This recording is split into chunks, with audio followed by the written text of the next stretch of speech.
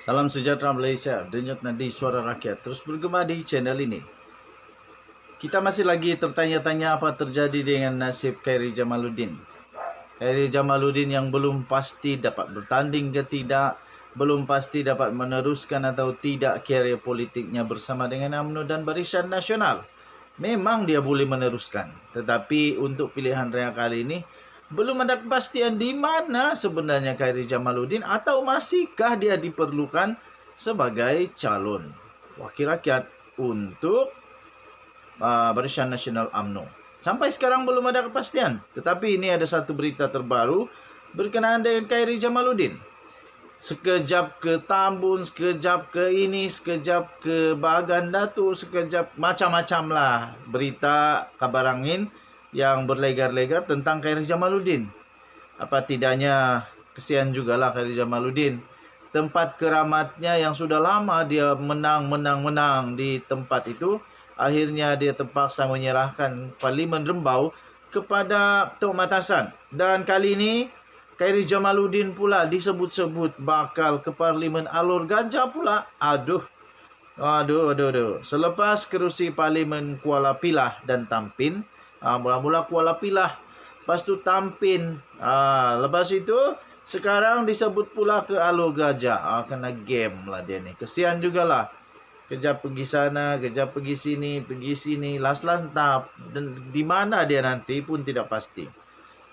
Khairi Jamaluddin kini dikaitkan pula sebagai calon Barisan Nasional bagi kerusi Parlimen Alor Gajah di Melaka pada pilihan raya umum PRU ke-15 akan datang.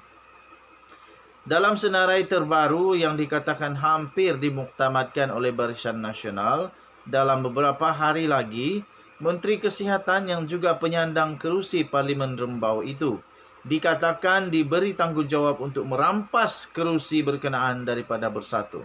Wow, Khairi Jamaluddin dah jadi alat untuk menang. Tapi okeylah, Khairi Jamaluddin boleh menang. Jadi mungkin diorang boleh menang untuk merampas semula kerusi daripada Bersatu. Pada PRU 14 yang lalu, Pakatan Harapan yang telah meletakkan Datuk Seri Muhammad Rizwan Mat Yusof yang bertanding di atas tiket PKR pada ketika itu dan menang kerusi berkenaan yang menewaskan calon daripada BN, Wong Nai Chi BN dan Nazri Aris daripada PAS. Dulu calonnya daripada MCA rasanya, Wong Nai Chi ataupun daripada Barisan Nasional lah. Sekarang Khairi Jamaluddin akan bertanding pula di sana. Bolehkah dia menang? Bolehkah dia menang? Sebelum ini Khairi dikatakan bakal diletakkan sama ada di kerusi Parlimen Kuala Pilah yang disandang oleh Bersatu juga, atau Tampin yang turut disandang oleh Parti Amanah Negara. Berikutan Parlimen Rembau hampir pasti ditandingi oleh Ketimbalan Pengerusi BN Datuk Seri Muhammad Hassan. Jadi Khairi Jamaluddin diletak di semua tempat yang bukan BN menang, yang bukan BN penyandang. Semua di tempat yang memang disandang oleh Bersatu, Amanah atau apa-apa saja daripada bekas Pakatan Harapan dululah. Jadi tak ada kerusi yang selamat betul untuk sesiapapun. Ada juga orang-orang Menteri Kesihatan itu kemungkinan besar bertanding kerusi Parlimen Sungai Buloh. Sungai Buloh lah yang kini disandang PH melalui wakil PKR R. Sibarasang. Jika timbalan Ketua UMNO bahagian Rembau itu diletakkan di Alor Gajah, dia dijangka ditentang oleh bekas Ketua Menteri Melaka.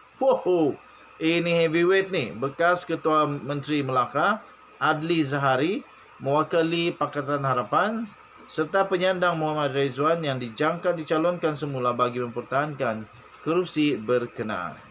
Pada 21 Oktober yang lalu, Khairi dilaporkan berkata, beliau sudah mengenal pasti kerusi Parlimen yang akan ditandinginya pada PRU 15, iaitu hampir pasti di kawasan yang disandang parti lawan. Namun enggan mendedahkan sehingga pengumuman dibuat oleh pucuk pimpinan Barisan Nasional. Katanya, hampir pasti saya tidak akan dapat kerusi yang dianggap selamat. Kita akan tengok daripada pucuk pimpinan mana kerusi itu, katanya. InsyaAllah saya akan terima cabaran berkenaan demi parti dan tanggungjawab bagi mewakili parti saya di kawasan yang kita kalah, katanya lagi. Okey, sekian. Kita jumpa lagi. Selamat pagi Malaysia. Bye-bye. Sekarang baru panik. Baru panik. Satu video tular. Nah, tuan-tuan dan puan, satu video tular yang memaparkan timbalan Presiden UMNO.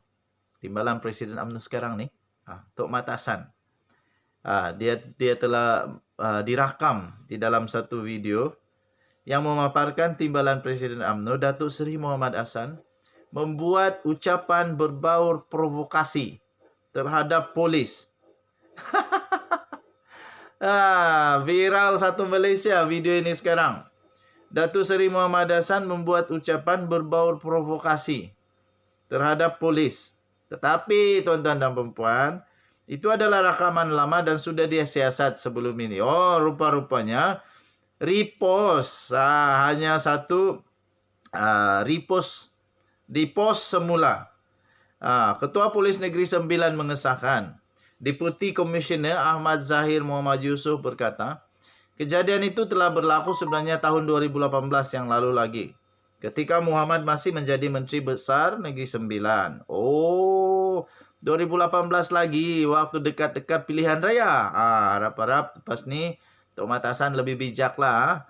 Kira-kira jam 10.55 malam 23 Oktober lalu, polis telah menerima hantaran klip video lama berkaitan ucapan oleh Muhammad ketika di rantai Eco Park di Rembau 19 Mac 2018. Isi video itu memaparkan ucapan Muhammad membuat provokasi akan memberi jaminan terhadap individu yang melakukan jenayah kepada pihak yang memfitnah kerajaan.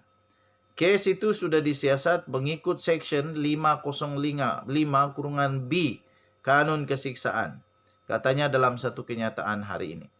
Beliau berkata, orang ramai dinasihatkan supaya tidak mencetuskan suasana tegang dengan memuat naik video dan isu lama di media sosial bagi memastikan proses pilihan raya dapat berjalan lancar tanpa menimbulkan kegusaran serta mengancam keselamatan dan ketenteraman awam khasnya di Negeri Sembilan. Mana-mana individu, katanya, yang dikesan mengeluarkan kenyataan yang boleh menimbulkan kegusaran awam, boleh didakwa mengikut seksyen yang sama. Dan jika sabit kesalahan, boleh dihukum penjara 2 tahun atau denda atau kedua-duanya. Tindakan juga boleh diambil mengikut Seksyen 233(1) Akta Komunikasi dan Multimedia 1998.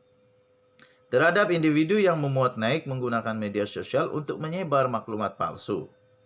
Muhammad yang ketika itu juga sebagai Ketua Perhubungan UMNO Negeri Sembilan berucap ketika pelancaran Brigade Gempur Permuda BN Rembau. Okey, so hati-hati dengan apa yang di post. Tapi hairan jugalah, saja nak tanya. Bagaimana pula dengan dokumen-dokumen lama? Kalau video tak boleh, bagaimana dengan dokumen lama? Sebab sekarang ini memang banyak berlegar di seluruh status grup lah, entah Facebook lah, Instagram lah, WhatsApp lah, SMS pun. Ada dokumen email pun sama. Ada dokumen-dokumen lama yang dikeluarkan semula. Bagaimana pula dengan itu? Kenapa? Adakah video tidak boleh, tetapi dokumen boleh? Sebab dokumen-dokumen lama yang melibatkan orang-orang politik dibongkar semua, dikurik-kurik dalam semua. Anda tahu untuk apa? Saya pun tidak pasti adakah untuk menjatuhkan nama baik seorang bakal calon kah, apakah, tidak pasti. Jadi saya harap semua orang dapat ikut undang-undang daripada negara Malaysia ini. Jangan buat sesuatu yang salah.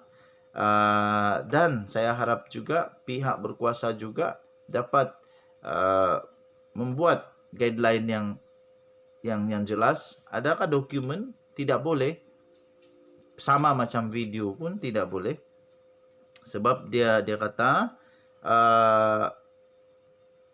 tidak mencetuskan suasana tegang dengan memuat naik video dan isu lama di media sosial. Okey, jadi jangan memuat naik dan video dan isu lama. Jadi bagaimana dengan dokumen-dokumen yang lama yang dikorek semua ditempelkan. Adakah itu boleh atau tidak?